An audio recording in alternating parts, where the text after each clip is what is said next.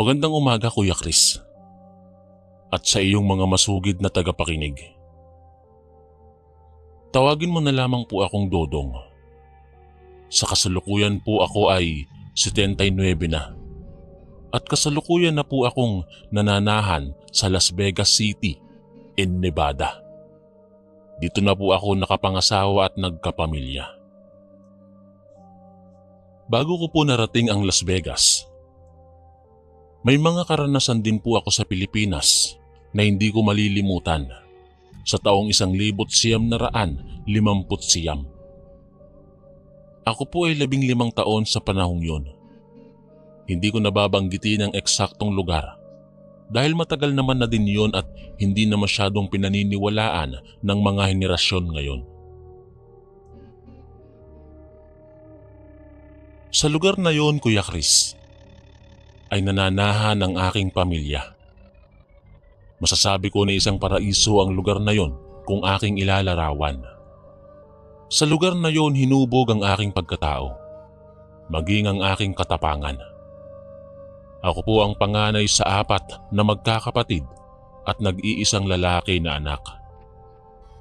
Maaga po kaming naulila sa ama. Ngunit makalipas ang ilang taon ay nag-asawang muli ang nanay ko at 2 ang kanilang naging anak na babae. Kaya po 4 na kami ngayon dahil 2 kami sa unang asawa ni nanay. Mabait ang aking ikalawang ama at isa siyang manggagamot.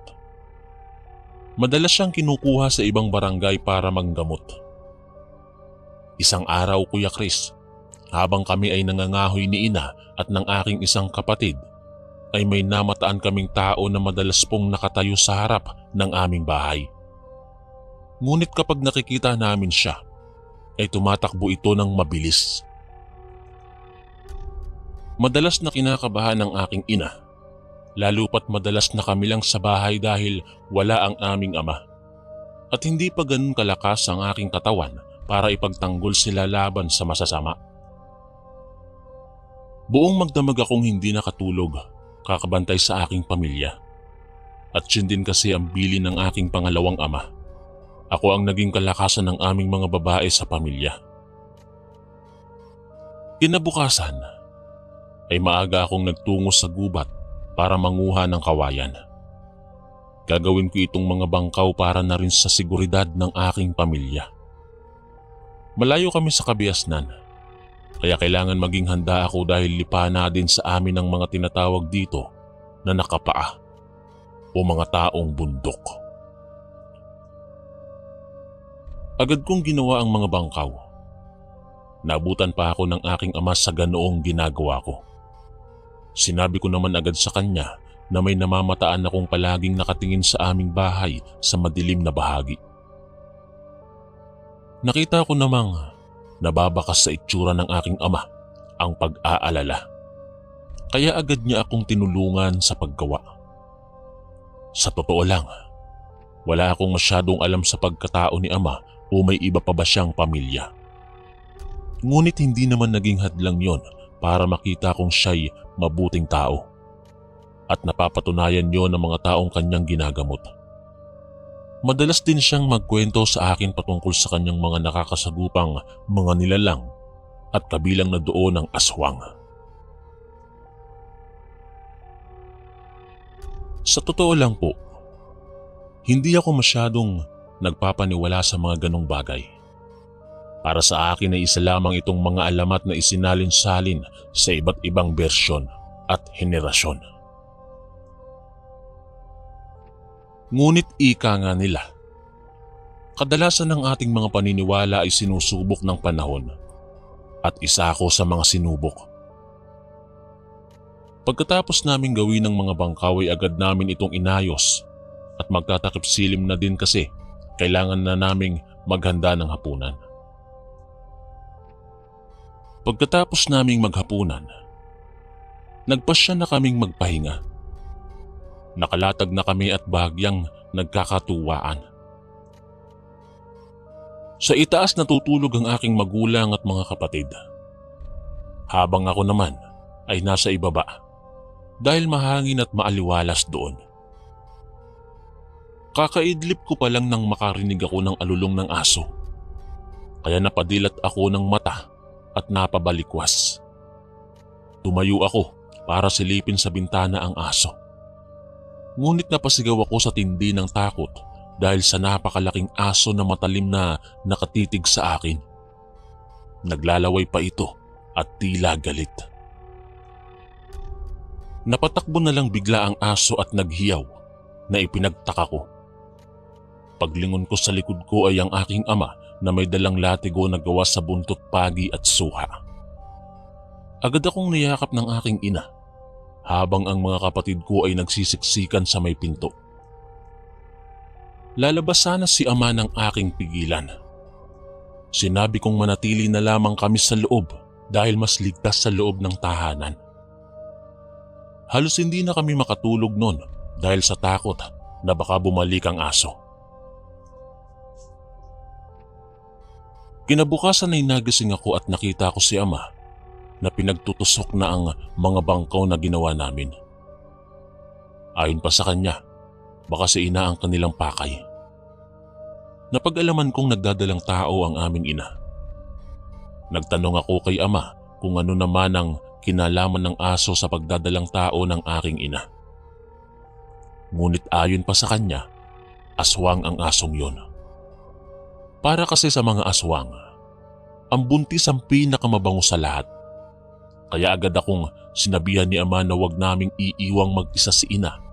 Titigil muna siya sa panggagamot para mabantayan namin si ina, bagay na aking ikinatuwa. Habang abala kami sa aming bakuran, may isang matanda na naghahanap sa aking ama. Tinawag ko naman ang aking ama at nang makalabas siya, ay sinabihan niya akong pumasok. Wala akong maunawaan noon, ngunit sinunod ko ang aking ama. Pagpasok ko, ay tinanong pa ako ni ina kung sino ang naghahanap kay ama. Sinabi ko lang na hindi ko rin kilala. Bahagya pa akong napasilip sa bintana para silipin sila ama at ang nakikita kong tila tinataboy ni ama ang matanda. Nagulat naman ako dahil napatingin sa akin ng matanda na siya namang ikinalingon ni ama. Ngunit kanya pa ring tinataboy ang bisita.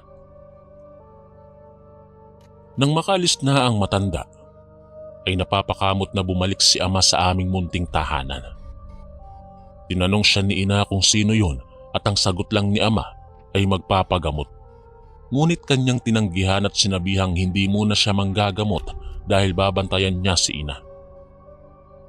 Nakikita ko naman kung gaano kamahal ng pangalawa kong ama ang aking ina. Ramdam ko iyon at alam ko na totoo ang pagmamahal niya sa amin. Hindi ko pinagdududahan ang kanyang katapatan lalo na't nung sinabi niyang aalagaan at poprotektahan niya kami kahit ano ang mangyari. Ngunit nung makita ko ang matanda kanina, ay mas lalong naging misteryoso ang pagkatao ni ama para sa akin.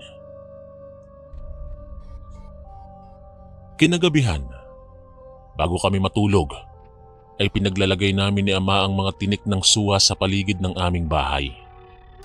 Ayon pa kay ama, ito ay magpoprotekta kay ina laban sa mga aswang. Nang marinig ko iyon, ay tinanong ko siya kung totoo nga ba ang mga aswang. Ang sagot niya ay totoo ang mga ito. Dahil minsan na niya itong nakadaupang palad at minsan na rin niyang mga nakasagupa.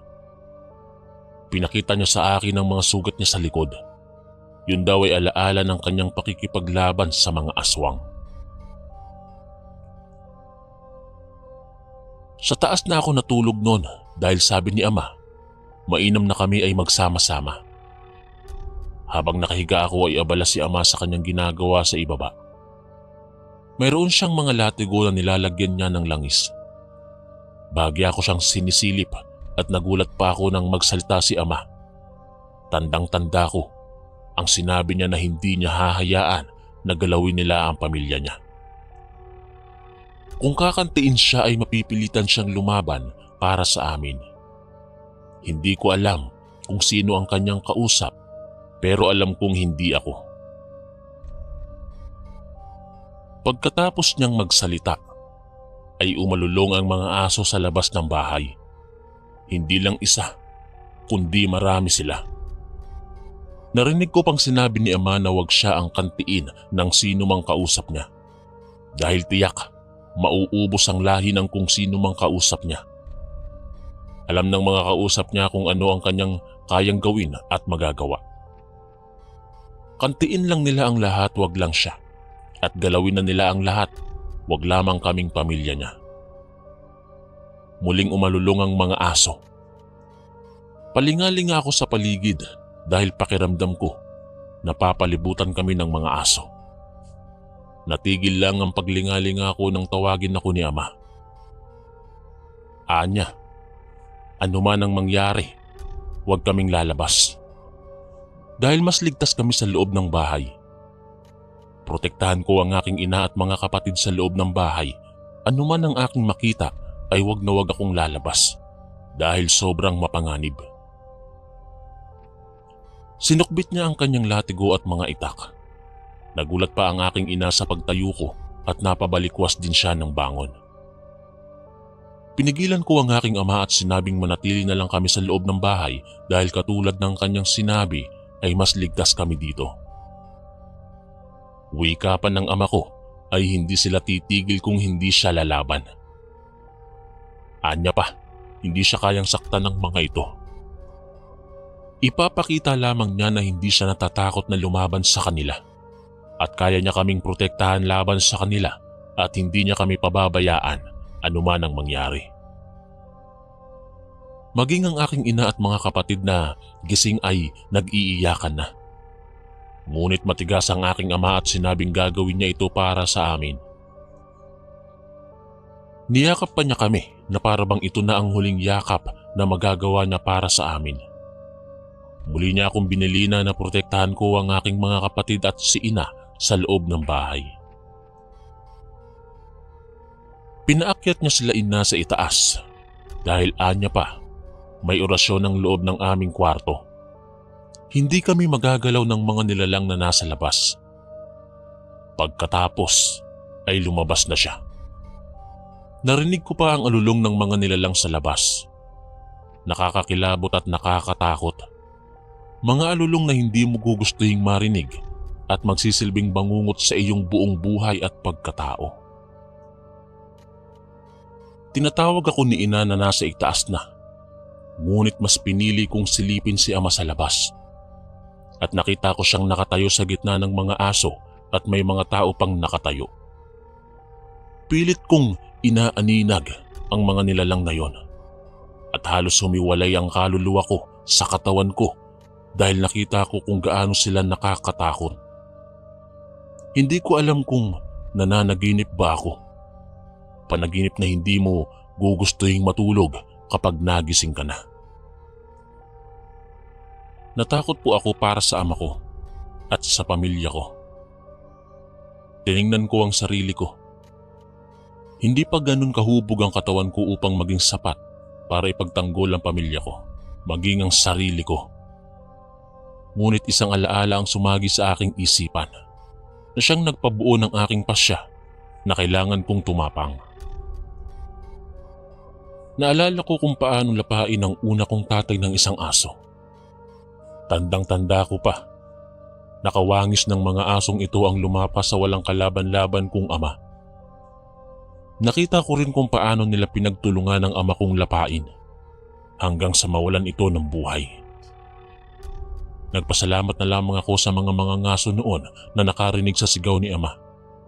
Marahil pinadala sila ng Diyos upang kami ay iligtas.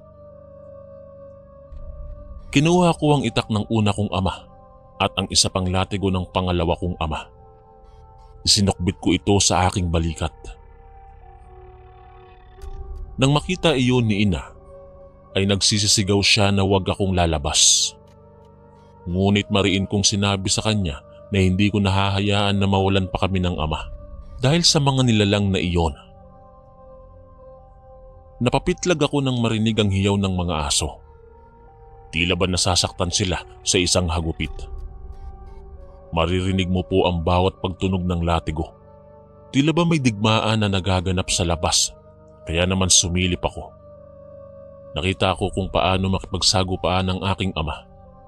Nakita ko kung paano siya makipaglaban at dun lahat pumasok sa utak ko na totoo ang kanyang sinasabi na totoo ang mga aswang.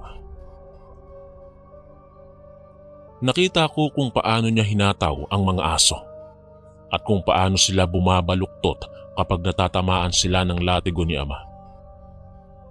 Napatingin ako sa bubong ng bahay namin nang may tila pumatong sa itaas. Bumakas ang pag-aalala ko sa pamilya ko, kaya mabilis pa sa 4:00 na isinarado ko ang pinto at nilagyan ko ng maliit na kawayan na nilagyan ni ama ng mga langis. Narinig ko pang napapasigaw si ina sa loob, ngunit nahulog ako sa hagdanan nang may nilalang na nahulog galing sa itaas. Agad akong humalukip-kip sa ilalim ng lamesa. Napatingin pa siya sa kwarto kung saan ang nag-iiyakan kong pamilya. Habang ako naman ay naghahanda kung bubuksan niya ang pinto, ay lalatiguhin ko siya sa abot ng aking makakaya. Ngunit nagulat ako ng akto niyang buksan ang pinto ay napapitlag siya at parang napaso siya dahil naghihiyaw siya at umuusok ang kanyang mga kamay. Ako na nasa ilalim ng lamesa ay parang natulala pa dahil sa buong buhay ko ay noon lamang ako nakakita ng ganong uri ng mga nilalang. Kawangis siya ng tao, ngunit ang pangit ng kanilang muka at mabalahibo ang kanilang katawan. Hindi ko pinipilit ang kahit sino na maniwala sa akin ngayon. Kahit ang iyong tagapakinig ay hindi ko kinukumbinsi na maniwala. Dahil kahit ako man, kung ako sila ay parang ang labo paniwalaan ang mga bagay na imposible. Ngunit meron pa rin sa milyong tao, may isa o dalawang naniniwala dahil sila mismo ay nakaranas katulad ng sakin. Naghihiyaw siya at nang medyo makabawi ay muli sana niyang bubuksan nang lumabas ako para hatawin siya. Nagsisisigaw siya at namamaluktot. Napulot ko ang isang bote na may lamang ugat. Binuksan ko ito at walang dalawang sabing sinabi ko sa kanya. Nagpapalit-palit anyo siya. Nagiging baboy ramo, pusa at aso. Nang makita ko ang anyong aso niya ay doon na numbalik muli ang alaala ng asong lumapa sa aking ama. Umakyat ang dugo sa ulo ko nang makita siya. Hindi ko makakalimutan ang itsura nito. Tandang-tanda ko ang asong ito at sariwa na sa utak ko kung paano niya lapain ang ama ko. Sa hindi ko malamang dahilan, binunot ko ang itak na nakasukbit sa aking tagiliran at walang habas kong pinagtataga ang aswang. Itinarak ko ng buong lakas sa likod niya ang itak dahilan para maghuhumiyaw siya. Alam ko kung saan nanggagaling ang galit ko. Pero hindi ko alam kung saan ko hinuhugot ang lakas ko at tapang ko. Habang humihiyaw siya sa anyong aso dahil sa itak na nakabaon sa likod niya, ay kinuha ko ang mga boteng may lamang ugat at langis. Tsaka malakas kong binasag sa likod niya. Tumakbo siya palabas. Nasira pa niya ang pinto namin. Napahinto ang mga nasa labas nang makita ang lumabas na aso. Halos natigil ang oras nang makita nila itong pasuray-suray sa paglalakad. Maging ang aking ama ay natigilan nang makita ako na lumabas sa aming bahay. Dala-dala ko ang latigong gawa sa suha na may buntot pagi. Ani ama, isa itong matinding panglaban sa aswang. Habang naglalakad ako para sundan ng aso, ay sinugod ako ng isa pang aso. Natumba ako at pinagkakalmot niya. Ngunit pakiramdam ko ay hindi ako tinatablan ng sakit. Ang nasa isip ko lang ay mapatay ang asong lumapa sa aking ama. Mamamatay man ako nung gabing yon, ayos lang. Basta mapatay ko rin ang asong yon. Ganun na nga ako mag-isip nung gabing yon. Hindi na ako natatakot. Ang iniisip ko ay makaganti at maipaghiganti si tatay. Tinatawag ako ni ama ngunit hindi ko na siya iniintindi pa. dahil ang pakay ko ay ang asong kulay itim na may kulay abo. Nais ko talaga siyang mapatay nung araw na yon. Kitang-kita ko kasi kung paano niya hilahin patakbo ang ama ko nung hinabol sila ng mga mangangaso. Ayon pa sa mga mangangaso nun, naglaho na ng parang bula ang mga nanalakay sa amin at hindi na nila nakita ang tatay ko. Tila nagbalik lang ako sa aking sarili nang may tumawag sa akin na pamilyarang boses. Mga boses na hindi ko makakalimutan. Hinanap ko ito sa paligid ngunit hindi ko siya makita. Nagulat na lamang ako nang yakapin ako bigla ni ama. Umiiyak siyang sinabi kung bakit lumabas ako. Masyadong mapanganib. Ngunit sinabi ko sa kanya na hindi ko siya iiwan. Lalo't inilaan na niya ang buong buhay niya sa amin. Simula nung mamatay ang totoo kong ama.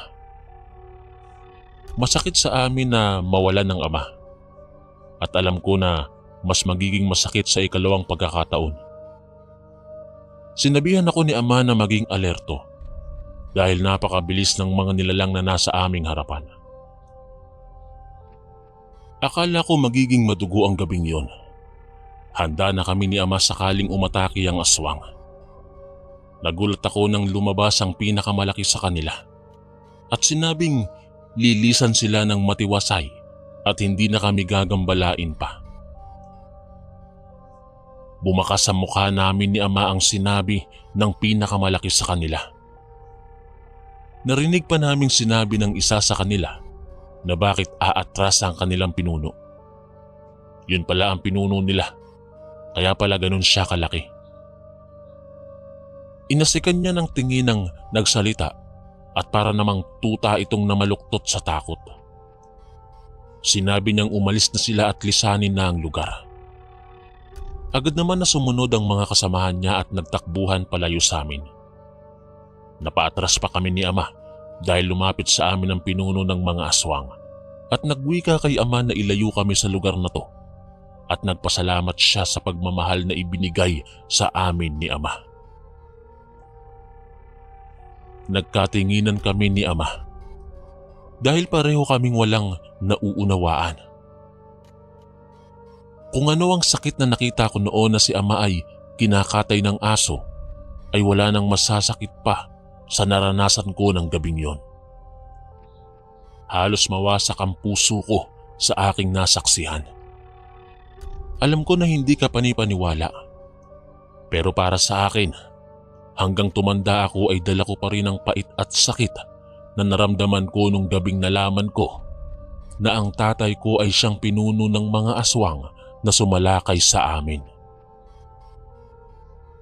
Bago siya umalis ay nag-iwan siya ng salitang wag nang ipaalam sa aking ina at hayaan na lamang na paniwalaan nito na siya ay patay na. Wala akong paliwanag na natanggap kung bakit naging aswang siya o naging pinuno siya ng aswang. Ang huling salita lamang niya bilang pagwawakas sa aming mga ugnayan ay mahal niya kami. Ngunit may tungkulin siya sa kanyang mga kauri. Oo, Kuya Chris. Anak ako ng pinuno ng aswang.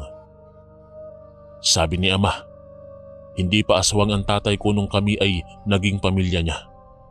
Huwag lamang akong magtanim ng sama ng loob sa aking tunay na ama dahil baka may mga rason kung bakit siya umalis ng walang paalam sa pamamagitan ng kanyang peking kamatayan. Sa taong 1961 ay nilisan namin ang Pilipinas nang mabigyan si ama ng pagkakataong makapunta sa Las Vegas para manirahan. Yung matandang nagtungo sa aming bahay ay kanyang ama na Amerikano at pilit na siya'y pinapasama na sana dito sa Vegas pero tumanggi si ama. At hanggang ngayon ay dito na ako tumanda kasama ng aking mga kapatid. May kanya-kanya na rin silang pamilya. Ilang taon lang nang makarating kami dito ay nabalitaan ko na may mga namatay na mga sibilyan sa lugar kung saan kami nakatira dati. Balita ko ay aswang. Ngunit sa puso ko noon ay nagbabaka sakali akong hindi kasama doon si Ama. Salamat po Kuya Chris kung mababasa mo ang aking liham. Paalala, hindi ko po pinipilit ang sino mang maniwala dahil maaaring ito'y totoo o ito'y bunga lang ng katandaan ko. Alin man dyan ang totoo, ako lang ang nakakaalam at ang mga kapatid ko. May nais din akong ihabilin. Maaaring hindi mo pinaniniwalaan ang lahat ng sinasabi o kinukwento ng iba patungkol sa urban legend. Ngunit ang salita ng Diyos ay paniwalaan mo na totoo. Dahil yan ang nagligtas sa amin sa lahat ng pagsubok. Muli, salamat po at dito ko natatapusin ang kwento. Lubos na gumagalang ang inyong kaistorya, Dudong.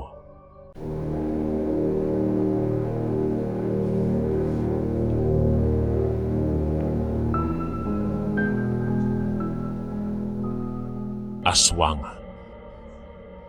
Yan ang bansag ng mga taong bayan kay Lola Emak, ang tiya ng Lola Delma ko. Ayon sa kwento ni Lola Delma, nung siya ay nabubuhay pa sa taong 1973,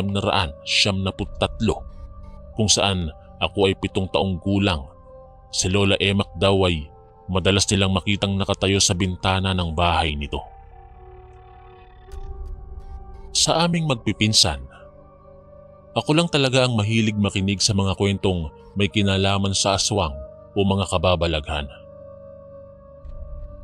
Kapag may patayang nagaganap, ay si Lola Emak agad ang pinagbubuntungan ng taong bayan.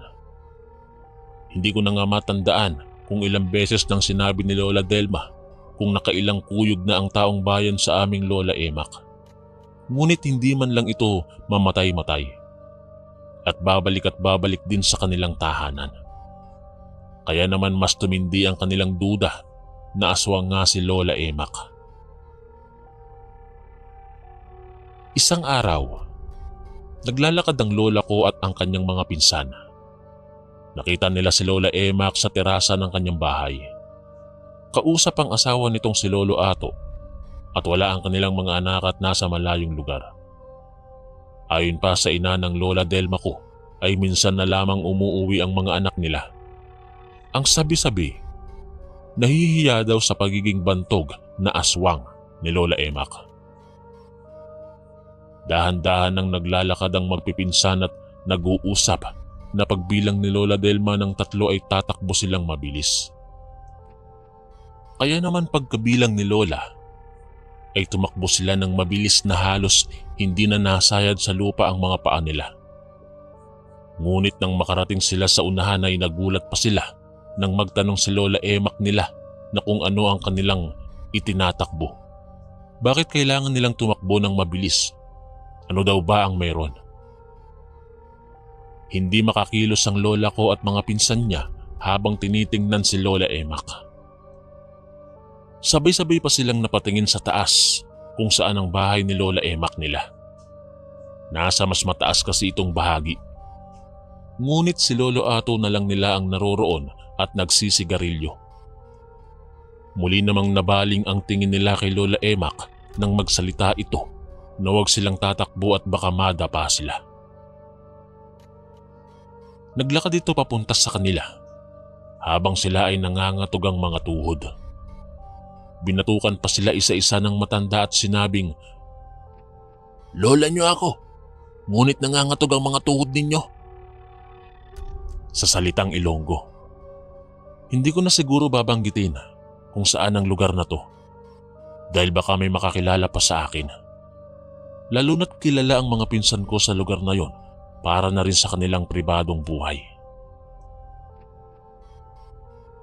Isang araw, kasama ang kapatid ng Lola Delma, ay nagtungo sila sa bayan na may higit kumulang 3 oras ang lalakarin. Tinahak nila ang maalikabok na kalsada kapag may dumadaan na sasakyan. Dala-dala ang basket na may lamang manok at itlog. Ilalako nila ito sa bayan. Pagkabalik nila ay napadaan sila sa bahay ni Lola Emak. Tinawag sila nito at inayang magkape. Dali-dali namang umakyat si Lorna, ang kapatid ni Lola Delma, tsaka nagmano sa 2 matanda. habang si Lola Delma ay walang imik na sumunod tsaka nagmano na rin. Sinabihan sila ni Lola Emak na kumuha ng kakanin sa bilao. Lahat ng pagkain ay pwede nilang kainin maliban lang sa isa. Yung nasa loob ng kulay kayumangging banga na tinatakpa ng telang itim at may nakapatong na kahoy na malapad. Tinanong pa ni Lorna kung ano ang laman ng banga. Ngunit kalmadong sinagot lang siya ni Lola Emak na kumain na lamang at wag nang magtanong pa. Ngunit ayon pa kay Lola Delma, tila likas na kay Lorna ang hindi matahimik hanggat hindi nakukuha ang sagot sa kanyang mga bakit. Masyadong pinamamahaya ng kuryosidad ang katawan ng kanyang kapatid dahil walang sabing binuksan niya ang banga na ipinagbabawal sa kanila ni Lola Emak. Sinaway siya ni Lola Delma, ngunit matigas pa sa bato ang ulo dahil ang kanyang gusto ang masusunod. Pagkasilip niya ay dali-dali siyang nagtungo sa lababo at nagsuka. Hindi alam ni Lola Delma ang nakita o naamoy ni Lorna sa banga, bagay na kanyang pinagtatakhan. Napapatingin siya sa banga ngunit wala siyang lakas ng loob na silipin iyon. Hindi kasi siya katulad ni Lorna na malakas ang loob na madalas ikinapapahamak nito. Tatawagin sana ni Lola ko ang kanilang tiyahin na si Lola Emak. Ngunit mabilis pa sa 4:00 tinakpan ni Lorna ang kanyang bibig tsaka inaya na siya nitong umalis na. Tinanong niya si Lorna kung bakit ito nagmamadali, samantalang kumakain pa sila. Ngunit ang sinasabi lang ni Lorna ay umuwi na sila. Nasa ganon silang sitwasyon nang dumating si Lola Emak, kaya bahagya silang natahimik. Tinanong sila ni Lola Emak kung tapos na ba silang kumain. Ngunit si Lorna ay panayang pagduduwal, dahilan para mamutla na ito. Tinanong siya ng Lola Emak nila kung ano ang nangyayari kay Lorna.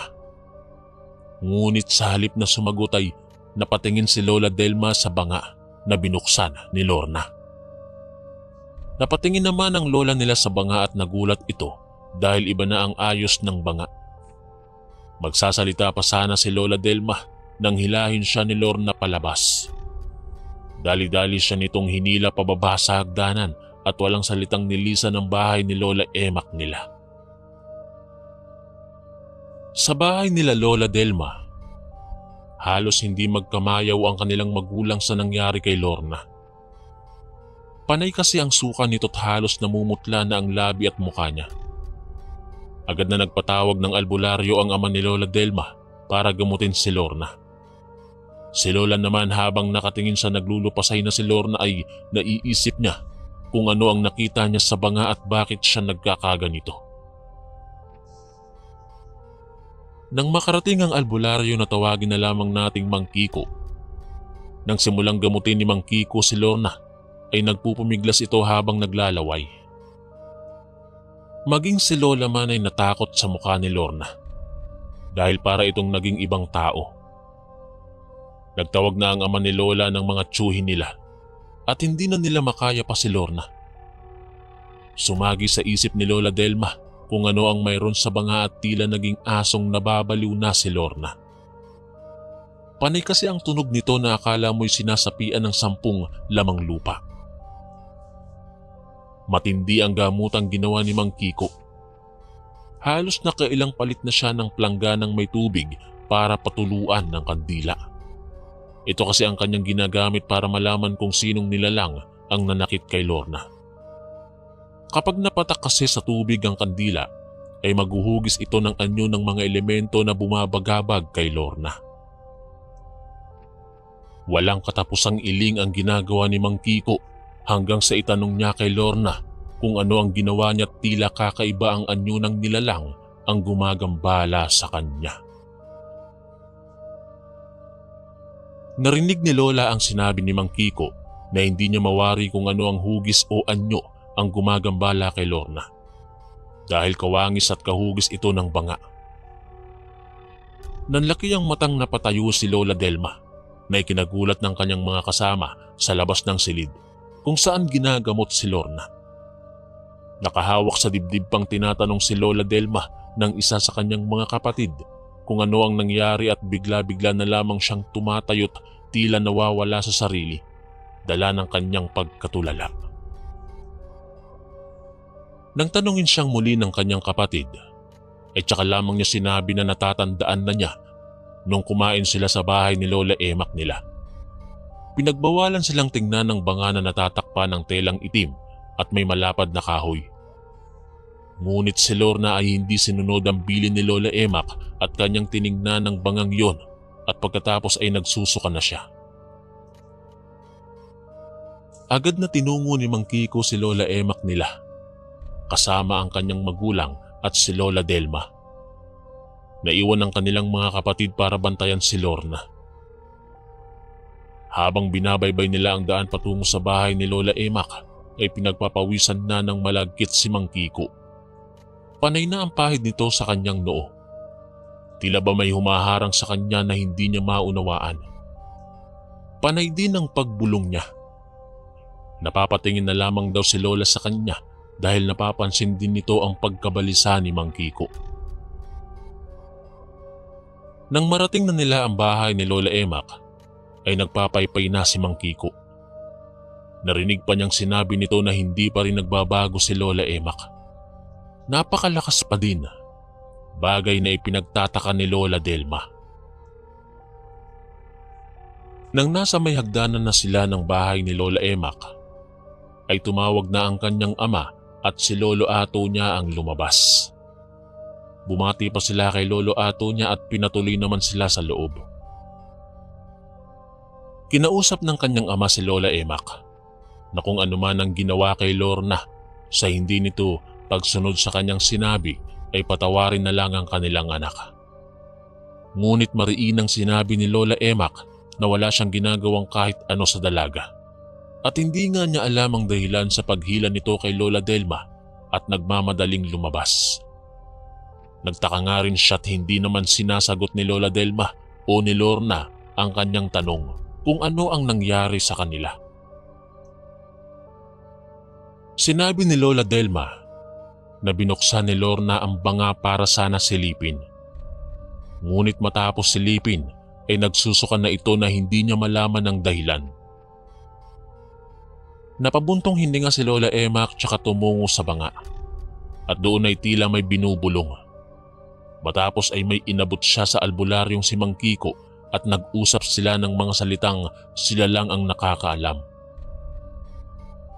Muli pang napatingin si Lola Emak sa banga at napatingin kay Lola Delma ko, bagay na kanyang ipinagtaka. Makalipas ang isang araw, matapos gumaling si Lorna, ay tinanong siya ng kanyang mga kapatid kung ano ang nangyari. Ngunit wala na po siyang matandaan. Para po bang nawala sa kanyang memorya ang lahat ng nangyari. Dahil kahit anong pilit nilang itanong sa kanya kung ano ang kanyang nakita sa banga ni Lola Emak, ay wala siyang maalala. Kahit ang banga na kulay kayumangging may takip na telang itim, ay hindi na niya matandaan. Katulad ng mga araw-araw na ginagawa ng Poong May Kapal, ay nagtungo na naman si Lorna at Lola Delma sa bayan para maglako ng mga kakanin. Ngunit madalang na lamang silang dumadaan sa bahay ni Lola Emak. Isang beses na sila'y papauwi na ay namataan nilang maingay ang bahay ni Lola Emak. Napapatingin sila sa itaas dahil sa tanambuhay nila.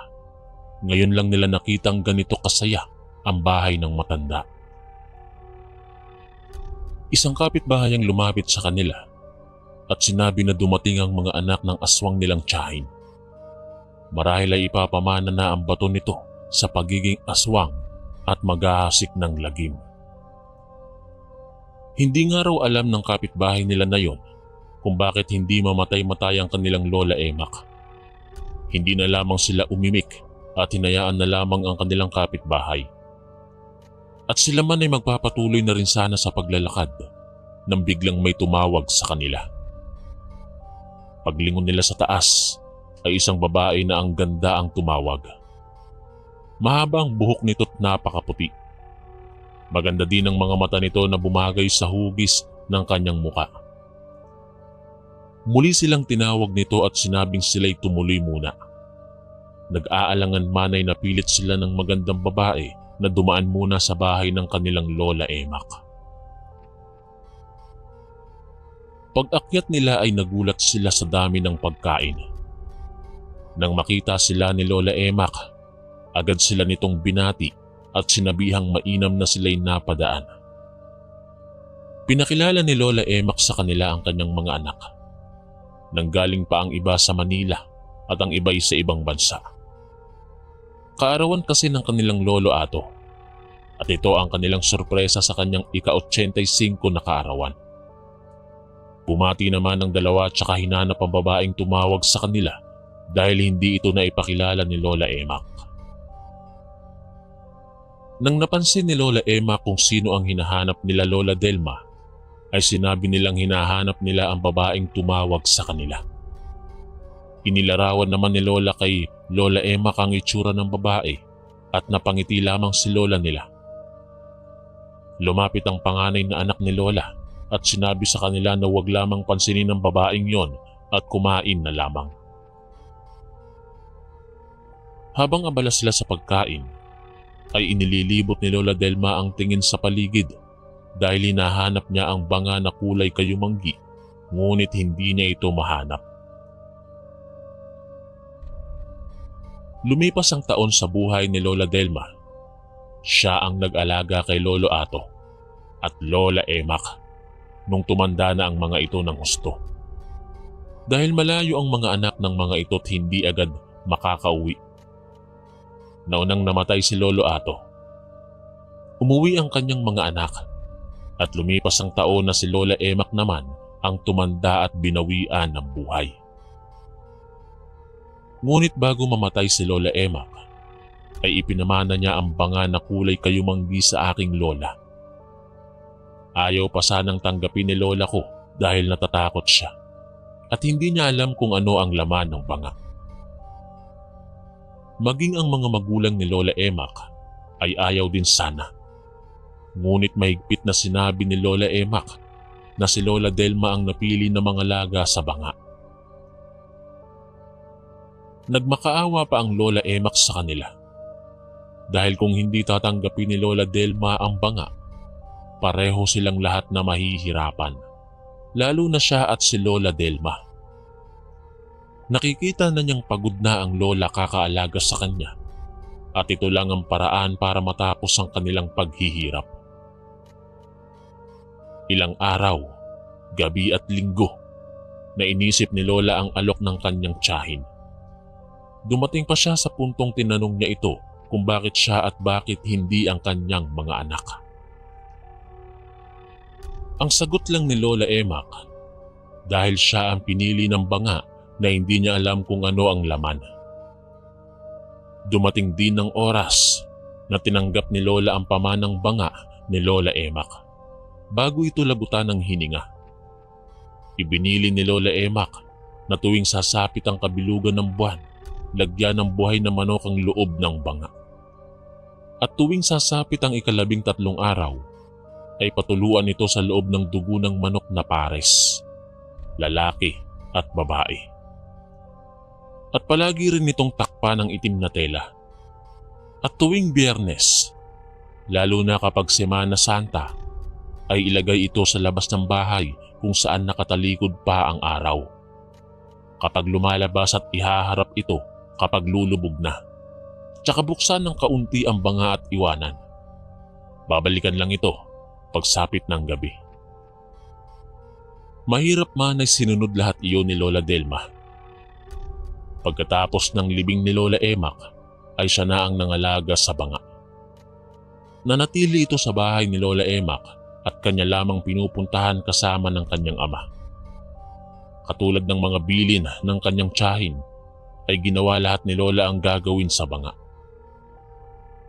Kahit hindi niya alam ang nasa loob, ay kanya itong kinakausap at sinasabihan na wag na lamang siyang takutin sa tuwing maglalagay siya ng manok o maglalagay ng dugo. Nung una ay talagang kalbaryo kay Lola ang pag-aalaga sa banga dahil nahihirapan siya Ngunit katagalan ay nasanay na rin siya. Hanggang nakapag-asawa siya, ay siya ang nag-alaga sa banga. Hanggang nagkaanak at nagkaapo at kami yun. Taong 1973 kung saan ako ay 7 taong gulang na at sapat na ang aking memorya para makaalala sa mga nangyayari. Nakikita ko kung paanong alagaan ni Lola Delma ang bangang yon. At nangyari din sa mga pinsan ko ang nangyari kay Lorna na kapatid ni Lola Delma. Kapag sinusuway nila ang bilin ni Lola, ay nagsusuka sila at parabang mga asong nababaliw dahil sa paglalaway. Ngunit bubulungan lamang ni Lola Delma ang banga at lalagyan ng kaunting pagkain ay gumagaling sila. At katulad ni Lorna, ay parang isang pangungusap ng tula na nabura sa kanilang alaala ang nangyari na hindi na nila matandaan pa. Ako po ang paborito ni Lola Delma na apo dahil isa po akong masunuring bata sa kapanahunan ko. Nasanay kasi ako sa batas ng aking magulang na kapag sinabing hindi, ay hindi ko talaga gagawin. Ngunit isang araw ay tinanong ko si Lola kung ano ang laman ng banga.